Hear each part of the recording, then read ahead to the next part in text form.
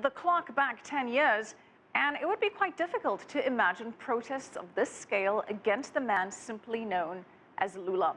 In fact, President Obama once called him the man. Such was his standing among international leaders. So how did it come to this? Our business correspondent Owen Fairclough explains.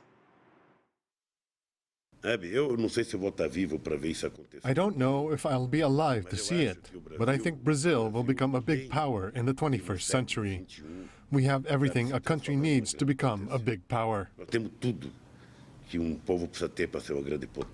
Not only did he live to see it, Luiz Inácio Lula da Silva helped make it happen.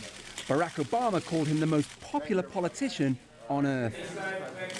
FIFA's World Cup 2014 to the country Brazil. President Lula brought not just football's greatest tournament home, but also next year's Olympic Games.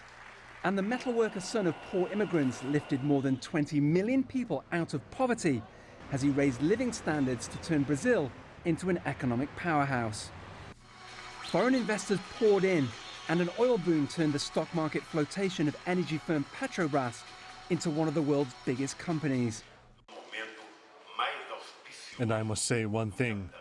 Never in the history of mankind has there been a capitalization of this magnitude, like the one we just completed with Petrobras.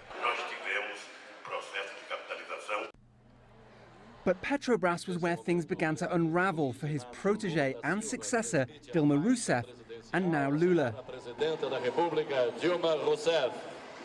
Lula's former chief of staff, José Dirceu, was sentenced to 11 years in prison, later house arrest, after being convicted in a vote-buying scandal. A few years later, he was charged with similar bribes for Petrobras executives. And the Petrobras inquiry is now so close to President Rousseff, Brazil's Congress wants to impeach her. She's raised the stakes by appointing Lula her chief of staff. That's aimed at giving him immunity from prosecutors who've charged Lula with laundering money through his apartment. Making him chief of staff was also supposed to strengthen Rousseff's government. But wiretaps of their recent conversations discussing how to influence prosecutors appear to be deepening a crisis that is dividing Brazil. Owen Fairclough, CCTV.